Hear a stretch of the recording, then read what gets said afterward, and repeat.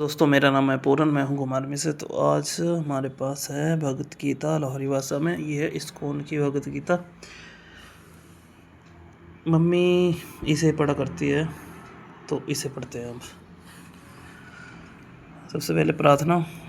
हे सर्वानंद सर्वशक्तिमान पूर्ण ब्रह्म अजन्मा अमर अनंत सर्वव्यापक न्यायकारी दमामय ईश्वर, आपकी महिमा का कोई पार नहीं है और आपके शुभ नामों की कोई संख्या नहीं।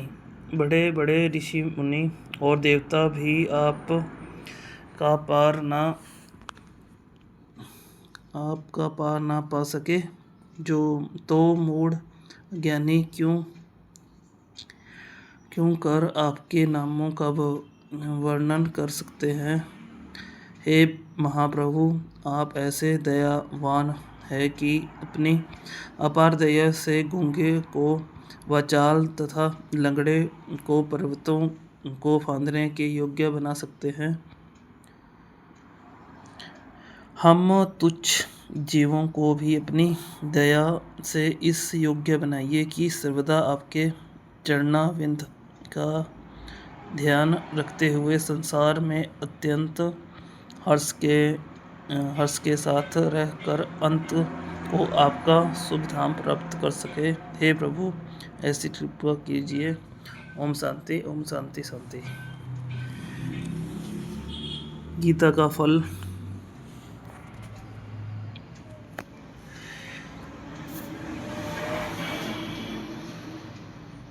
गीता के गायक आनंद कंद भगवान कृष्ण ने गीता के 18वें अध्याय में कहा है कि जो कोई दूसरों को गीता सुनाता है, स्वयं पढ़ता है अथवा सुनता है, वह मुझे अति प्रिय होता है और अंत समय में वह मुझे प्राप्त होता है, अर्थात मोक्ष और स्वर्गादि शुभ लोकों को प्राप्त करता है।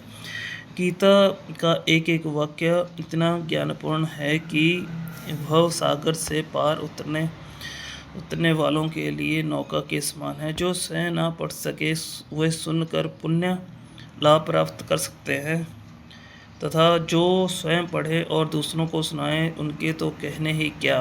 गीता की पुस्तकें मात्र बांटने से पुण्य लाभ होता है। आपकी सामर्थ्य और श्रद्धा भक्ति अनुसार जितना शुभ कर्म करता है, उतना ही शुभ फल होता है। गीता के किस अध्याय के पाठ से क्या क्या प्राप्ति होती है, इसका परिचय हरेक अध्याय के अंत में दिए हुए महत्व को पढ़कर आप स्वयं ही जान सकते हैं।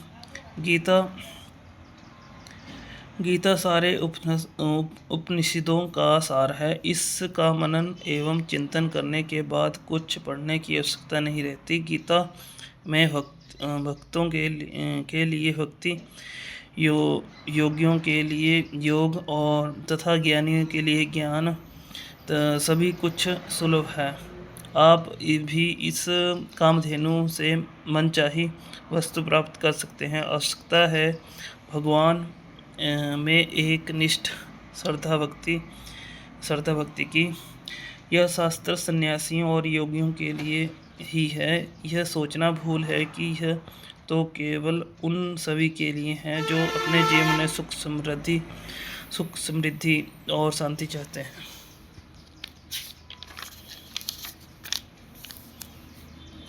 पहला अध्याय, दूसरा अध्याय, इस तरह 18 अध्याय इसमें।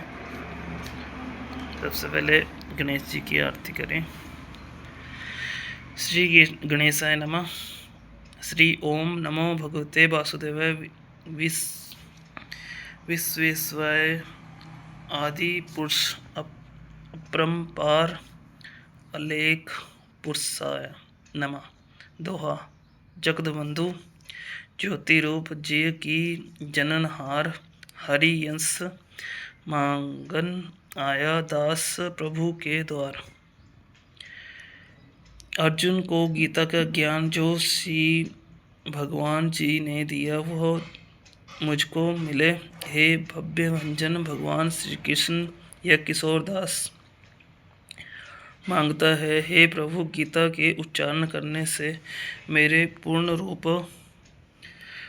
रूप को पता है। हे प्रभु, मैं आपके चरणों की शरण लेता हूँ। आप परम प्रवीण हो। मैं आपकी शरण में पड़ा हूँ। किशोरदास और कृष्णदास दीन गरीब हैं और आप संत हैं। विनती को मान लेते हो सो हे कमला वल्लभ। श्री कृष्ण भगवान जी कृपा निधान जी, तेरे संतों भक्तों के लिए मैं यह गीता ज्ञान सरल रूप में कहता हूँ। पहला अध्याय। जब कौरव और पांडव महाभारत के युद्ध को चले, तब राजा धृतराष्ट्र ने कहा कि मैं भी युद्ध का कौंतेय देखने को चलूँगा। व्यास जी ने कहा, हे राजन, तुम्हारे नेत्र नहीं है, नेत्रों के बिना क्या देखोगे। तब राजा धृतराष्ट्र ने कहा, हे प्रभु, देखूंगा नहीं पर श्रवण तो करूंगा। तब व्यास जी ने कहा, हे राजन, तेरा जो सारथी संजय है वह मेरा शिष्य है।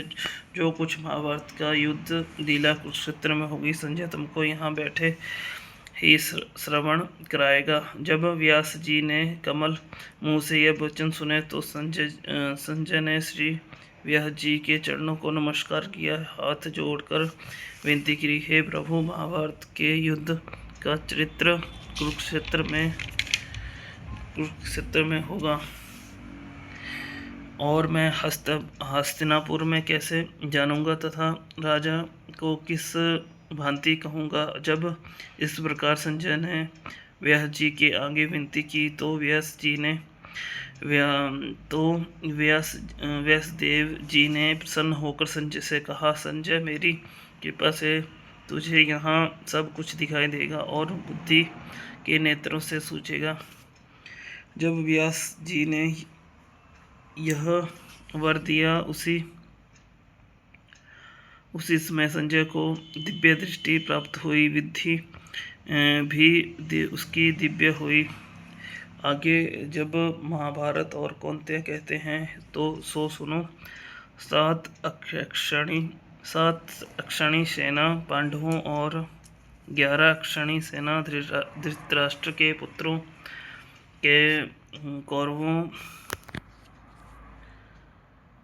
कौरवों की यह सेनाएं इकट्ठी होकर कुरुक्षेत्र में पहुंची। राजा धृतराष्ट्र ने संजय से पूछा, हे संजय, धर्म का क्षेत्र कुरुक्षेत्र है, वहाँ मेरे और पांडु के पुत्रों को क्या किया सो मुझे कहो। राजा ने वचन सुनकर संजय बोला, राजा का वचन सुनकर संजय बोला, हे राजा, तेरे पुत्र दुर्योधन ने पांडवों की सेना को देखकर अपने गुरुदेव द्रोणाचार्य के निकट जाकर विनती की है।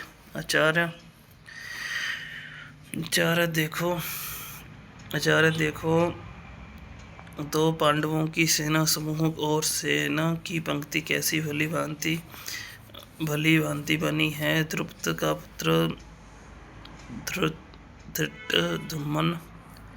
धृष्टद्युम्न जो तुम्हारा शिष्य है, कैसा बुद्धिमान है, जिसने पांडवों की सेना की पंक्ति कैसे भली भांति बनाई है और पांडवों की सेना का मुख्य योद्धा है। उसके नाम दुर्योधन द्रोणाचार्य को सुनाता है। इस सेना में गदाधारी भीमसेन, धनुषधारी अर्जुन, राजा युयुधान, राजा विराट, राजा द्रुपद, महर्षि